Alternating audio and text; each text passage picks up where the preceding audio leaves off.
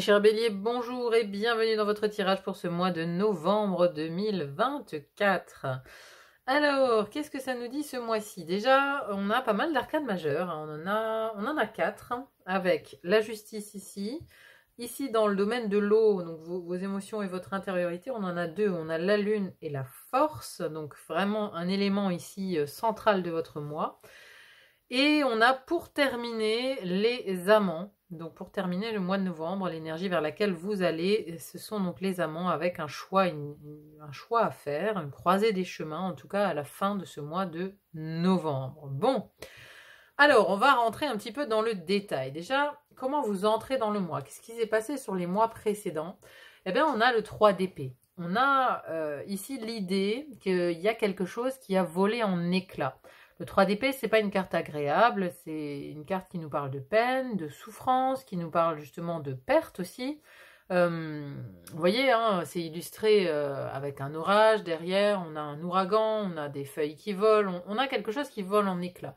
Donc il y a eu sans doute sur le ou les mois précédents une situation complexe qui est venue vers vous, qui a fait en fait...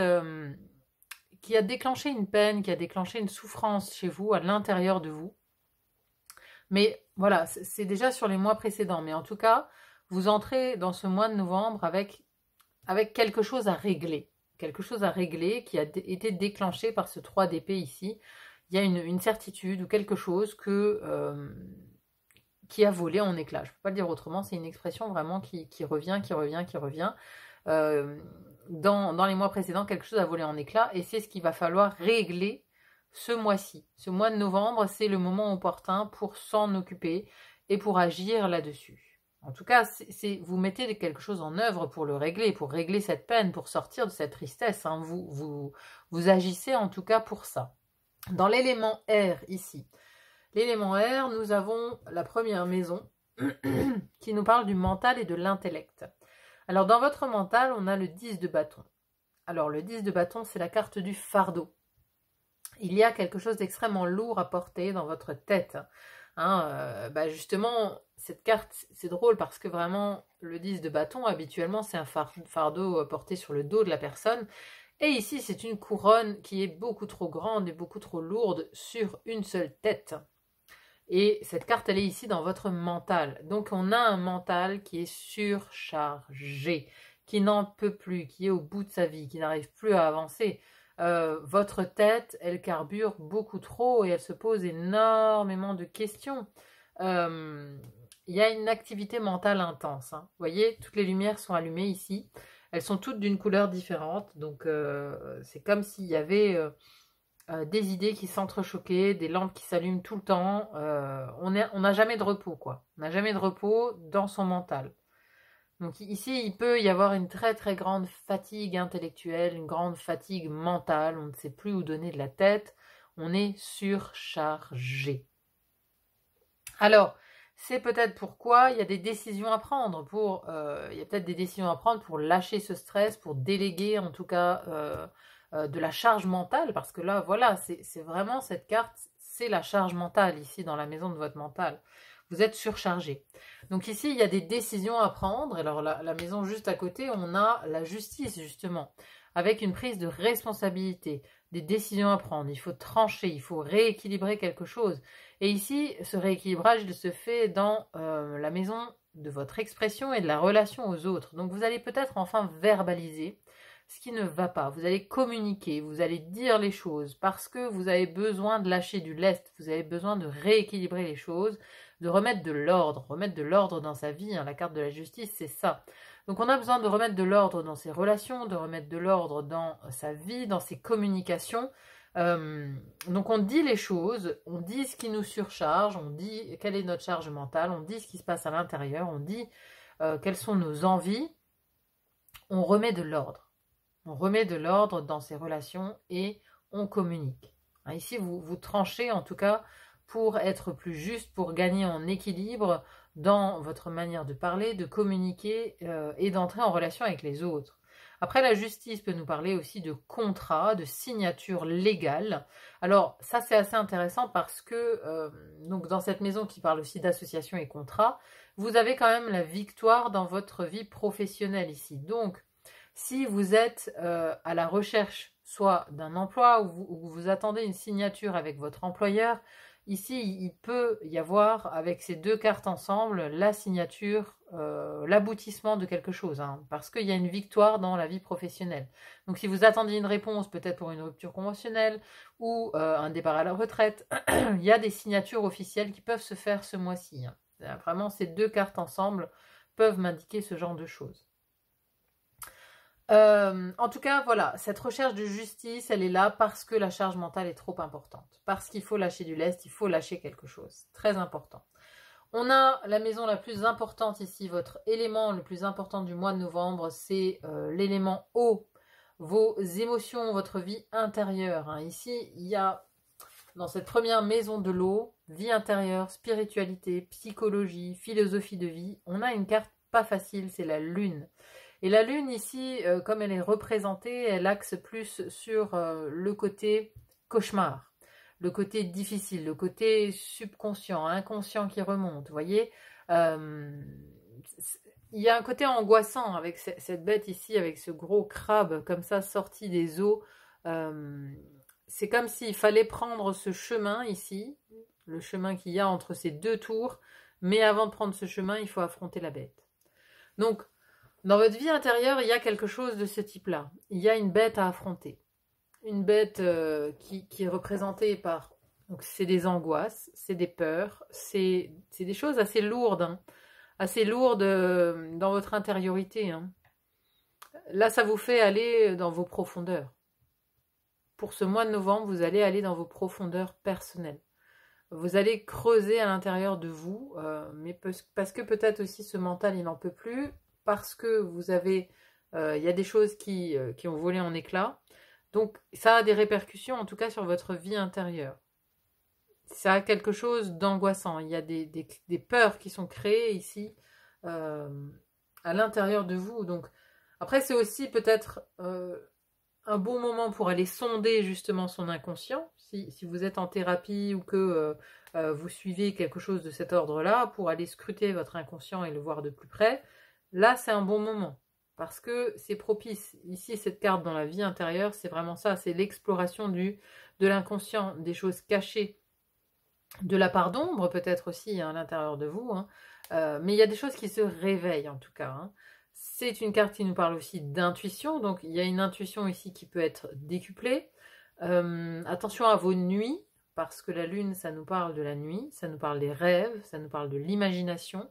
Attention aux illusions aussi, parce que on peut se créer des peurs, des angoisses qui n'ont aucun lien avec la réalité, qui sont totalement irréelles, irréalistes, qui sont de l'ordre de l'illusion. Donc là, attention vraiment à ce que vous vous dites à l'intérieur de vous, à ce que vous imaginez, à ce que... attention à ce que ce ne soit pas une illusion créée de toutes pièces par votre intériorité, par votre subconscient, par votre inconscient. Voilà, donc ici il y a une grosse thématique pour ce mois de novembre. Ensuite, à côté, dans la vie intime, dans vos émotions, tout ce qui a un lien avec le foyer, la vie sentimentale, on a la force. Alors, la force avec les émotions, ça nous parle justement de dominer, de contrôler ces émotions. C'est comme si les émotions étaient représentées par ce dragon. Hein. C'est-à-dire qu'on a tous en nous, habituellement, la force, elle est représentée avec un lion. Le lion représente la part sauvage de chaque être. Et la femme qui ouvre la gueule du lion, ici, la femme qui domine le dragon, eh ben, elle contrôle le dragon. C'est-à-dire qu'elle n'en a, non seulement elle n'en a plus peur, elle n'a plus peur de ses émotions, mais elle a appris à les maîtriser, elle a appris à les dominer, à les contrôler.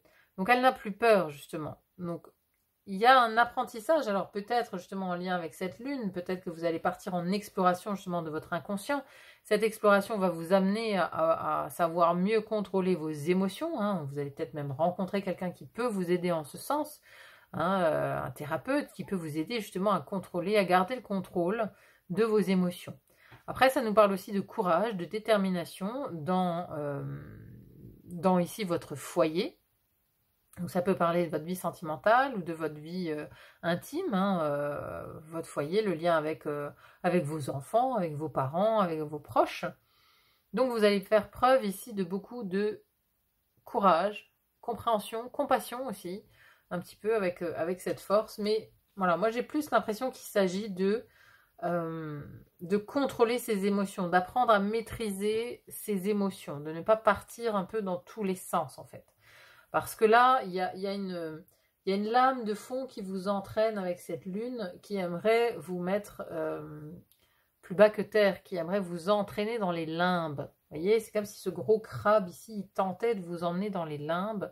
Et vous avez quand même la capacité de mater ici ce crabe avec votre dragon. Vous voyez ce que je veux dire?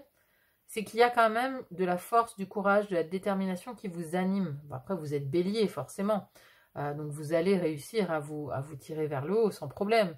Parce qu'il y a justement ce côté feu qui vous sort ici de l'eau, qui vous sort des limbes, des choses complexes qui sont dans votre inconscient. Ensuite, sur l'élément feu, ici. L'élément feu, première maison du feu, qui nous parle de votre énergie, votre vitalité, votre rayonnement, comment on vous voit aussi de l'extérieur. Ici, vous avez un valet d'épée. Alors, ce valet, les valets, on est au moment où on débute quelque chose. On débute un apprentissage, des études. C'est le valet d'épée ici. Hein. Donc, on apprend de nouvelles choses. On est volontaire, en tout cas. On est sur un nouveau départ. Vous essayez. On vous voit essayer de vous en sortir. On vous voit essayer de vous en sortir de ce mental écrasant, dominant, et de ces angoisses que vous avez, c'est peut-être des angoisses nocturnes hein, ici, des terreurs nocturnes, ce genre de choses qui vous prennent vraiment la tête. Hein. Donc votre énergie, elle est celle du valet d'épée, c'est-à-dire que vous avez envie de vous en sortir. Vous ne savez pas exactement comment encore vous allez y arriver, parce que c'est une énergie de valet, c'est une énergie très jeune, mais vous tentez le coup, vous êtes volontaire et vous y allez. Il y a une notion de se lancer dans une nouvelle aventure avec ce valet d'épée. Et une nouvelle aventure sur le mental. Alors c'est intéressant parce que au-dessus dans la case du mental, vous avez un vieillard qui est surchargé. Et en dessous, donc dans votre énergie, votre vitalité, vous avez ce jeune homme, ce valet. Hein, les valets sont des personnes très jeunes, des jeunes adultes ou des adolescents, quoi, dans leur nature. Donc forcément, ça contrecarre un petit peu avec ce mental vieillissant. Donc il y a peut-être aussi des vieilles manières de penser que vous allez laisser tomber. Vous allez adopter peut-être une nouvelle vision de la vie avec ce valet d'épée. Les épées, c'est aussi garder la tête froide, faire appel à sa raison. Donc ici, voilà. Peut-être que naviguer dans vos émotions, ça va être très compliqué. Du coup, vous allez faire appel à votre raison dans votre quotidien, dans votre vitalité, dans votre énergie. Vous allez faire appel à votre raison. Hein, avec la notion de justice, on retrouve l'épée où il faut trancher, il faut prendre des décisions. Et ça, ce valet ici emploie. Dans la deuxième maison du feu qui nous parle de vos actions, comment vous agissez, quels sont vos désirs et vos projets, votre vision de l'avenir. Et ici, on a un 9 de denier. Alors, le 9 de denier, il est discipliné pour réussir. Là, c'est la carte de la richesse aussi, hein, c'est-à-dire qu'on est arrivé à un certain stade, à un aboutissement, mais grâce à la force du poignet, j'ai envie de dire. À la force du poignet, on est arrivé. Donc là, vous avez avancé sur un projet, ou en tout cas, vous agissez de manière à être en sécurité et à être dans une vie confortable. Vos actions, elles ont pour objectif cela. On veut avoir une vie confortable, on veut être en sécurité. C'est ça. C'est-à-dire que vous agissez pour être en sécurité. Et vous agissez du coup avec beaucoup de discipline, de rigueur pour y arriver. Parce que vous voulez y arriver. Il y a un objectif de réussite ici. Peu importe dans quoi, hein, un projet, une création, réussir à vous sortir ici de ça, de ce qui a volé en éclats, il y a un objectif. Et vous œuvrez, vous agissez en tout cas pour arriver au confort et à la sécurité. Ça, c'est votre objectif de ce mois de novembre. Ensuite, sur l'élément terre ici, première maison de la terre, Elle vient nous parler de quoi? Des finances et des possessions, ainsi que du corps physique. Alors ici, vous avez un roi de denier. Très très bonne carte pour les finances et les possessions, bien sûr, puisque le roi de denier, c'est celui qui a réussi à se construire un empire matériel. C'est celui qui est accompli financièrement parlant. Donc ici, rien à dire sur les finances, ça se passe plutôt bien. À moins que ce roi de denier, ce soit quelqu'un dans votre environnement ou quelqu'un en lien avec les finances. Ça peut être un banquier, un expert comptable, quelqu'un qui a des notions ou qui travaille en rapport avec les finances. Ou un agent immobilier aussi, hein, par exemple. Donc c'est quelqu'un qui peut avoir une importance que vous allez croiser, que vous allez rencontrer, avec qui vous allez faire affaire peut-être pendant ce mois de novembre. Mais le roi de denier, c'est une très très bonne carte dans cette maison ici, de la vie matérielle, de la vie des possessions et du matériel, et des finances. Très très bonne carte. À côté de ça, je vous en parlais en introduction tout à l'heure, dans la deuxième maison de la Terre qui nous parle de votre travail, de votre vie professionnelle ou de votre vie quotidienne, si vous n'avez plus d'emploi, que vous êtes retraité, on a ici un 6 de bâton. Alors le 6 de bâton, c'est une victoire. Il y a une victoire sur quelque chose. On revient en tout cas victorieux de la bataille, de la bagarre. On est accueilli, vous voyez. Il y a une sorte de gloire comme ça qui... il y a des festivités, on fête quelque chose. Donc dans votre travail, voilà, vous êtes arrivé peut-être au bout d'une négociation, vous arrivez peut-être à partir, c'est peut-être aussi la fête de départ, vous voyez. Mais il y a une victoire dans votre travail ou dans votre vie quotidienne, vous êtes victorieux sur quelque chose. Ça peut être victorieux sur sa santé, on a réussi à s'en sortir parce qu'on a été discipliné, parce qu'on on a affronté peut-être aussi ses peurs, ses angoisses, on a réussi à dominer ses émotions négatives, donc on est victorieux. Il y a une belle victoire quand même dans cette vie quotidienne ici, mais quelque chose de concret, hein. Le 6 de bâton, c'est concrètement on fête quelque chose, on fête une victoire par rapport à une bataille, hein, une bataille qui a été gagnée ici. Ensuite, comment vous terminez le mois avec une très belle carte qui est celle des amants. Donc ici, on finit le mois, alors ça peut avoir plusieurs significations. Ça peut nous parler de passion, d'amour, d'un couple qui a son importance, hein, peut-être à la fin du mois ou du moins là où vous allez, hein, sur le mois de décembre. Mais ça peut aussi nous parler d'un choix. Peut-être aussi que vous faites un choix pour un couple, pour votre vie sentimentale. Vous faites peut-être un choix, vous prenez une décision pour rejoindre l'être aimé, par exemple, si vous n'habitez pas ensemble. Voilà, où vous prenez peut-être la décision de vous engager avec 2 nouvelles personnes. Ça nous parle aussi d'association. Voilà, donc s'il y a une victoire, vous attendiez peut-être une décision de justice par rapport à un ancien emploi où vous attendiez de pouvoir vous séparer peut-être de votre employeur, et bien ça se fait sur le mois de novembre et à la fin du mois, on a quand même les amants qui vous emmènent vers... Voilà, c'est la croisée des chemins. C'est-à-dire qu'après ce mois de novembre, vous entrez dans une transition. Vous entrez dans une transition pour passer à autre chose, pour passer à l'étape d'après. Voilà, donc c'est plutôt vraiment de bon augure, hein, pour la fin de ce mois.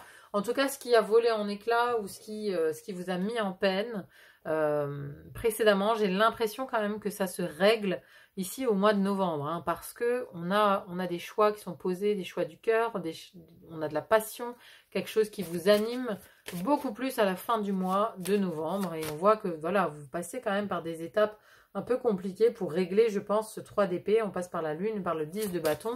C'est lourd, mais vous vous en sortez. Vous en sortez même plutôt bien. Il y a quand même des victoires aussi sur le chemin, ne pas l'oublier. Allez, on va voir pour conclure une carte de l'oracle des dragons. Pour voir s'il y a un message complémentaire pour vous pour ce mois de novembre, mes amis béliers. Le soi, rassembler son pouvoir. Alors, qu'est-ce que ça nous dit? C'est déjà la constellation du serpent qui est illustrée ici, hein. Alors, chevauchez la vie et invoquez votre chi.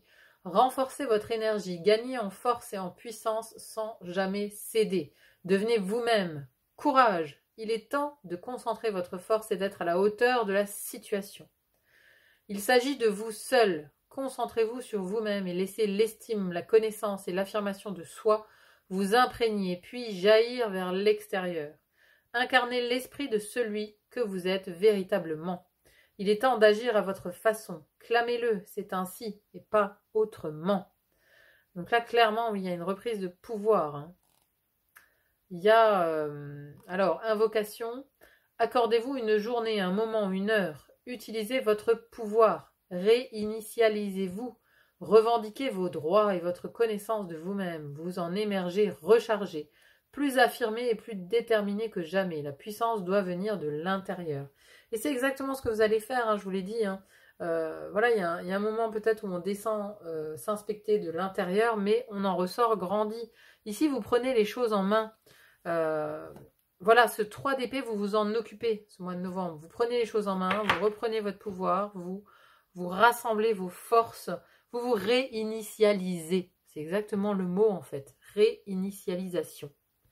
C'est en tout cas ce que j'ai, moi, pour ce mois de novembre, mes chers amis béliers.